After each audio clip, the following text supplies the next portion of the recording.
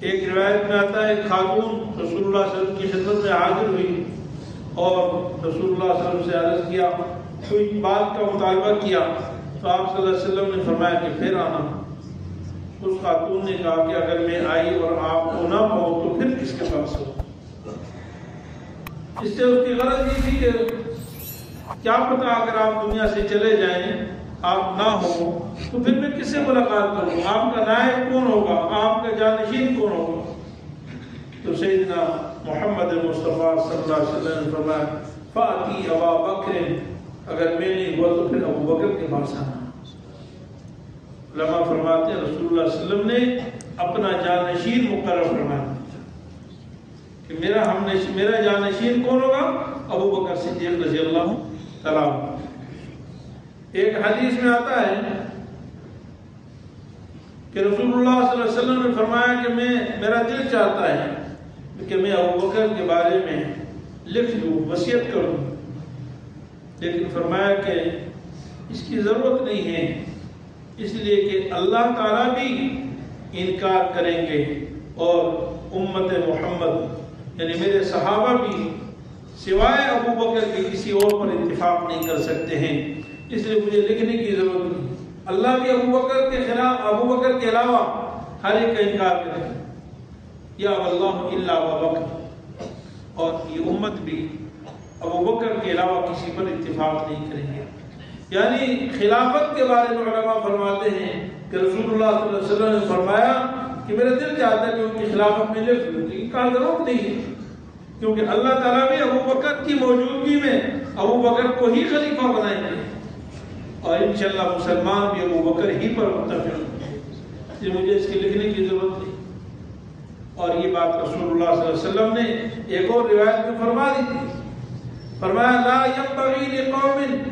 وفيهم ابو بکر ان يؤمهم غير ابو بکر او كما قال علیہ السلام، کہ کسی قوم کے لیے مناسب ہی نہیں ہے کہ جس میں ابو بکر صدیق موجود ہوں اور ان کی امامت ابو بکر کے سوا کوئی اور کرے، ابو بکر کے سوا کوئی اور امامت کرے۔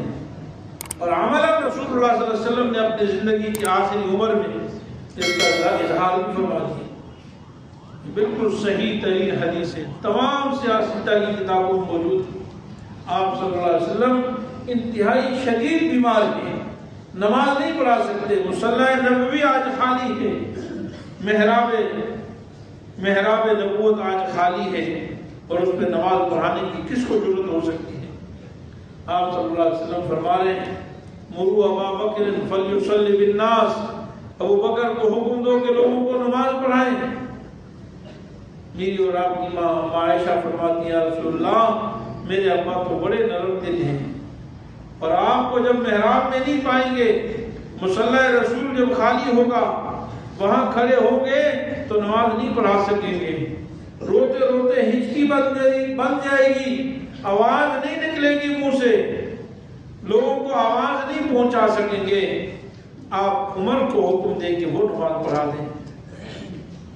رسول اللہ صلی اللہ علیہ وسلم فرمایا مروا ابا بکر فلیصلی بالناس، ابو بکر کو حکم دو کہ نماز پڑھائے مصلی۔ اما عائشہ پھر کہنے لگی کہ اما عائشہ کے دل میں تو ایک قوم کے لیے، امت کے لیے ایک رحم تھا، اور اپنے ابا کے مزاج سب سے زیادہ جانتی تھی، آپ نے دوبارہ گزارش کی۔ اور حدیث میں آتا ہے کہ اما عائشہ نے سیدہ حفصہ رضی اللہ عنہا سے کہا کہ آپ رسول اللہ صلی اللہ علیہ وسلم سے کہو، میری مشورہ تو نہیں مانا، اب آپ کا مشورہ مان لیں گے، تو آپ کہیں کہ ابو بکر نماز نہیں پڑھا سکتے ہیں، کمزور دل والے ہیں، رقیق القلب ہیں، آپ حکم دیں حضرت عمر کو کہ وہ نماز پڑھائیں۔ چنانچہ سیدہ حفصہ رضی اللہ عنہا نے بھی یہی گزارش کی کہ یا رسول اللہ عمر نماز پڑھا دیں گے ابو بکر کی جگہ۔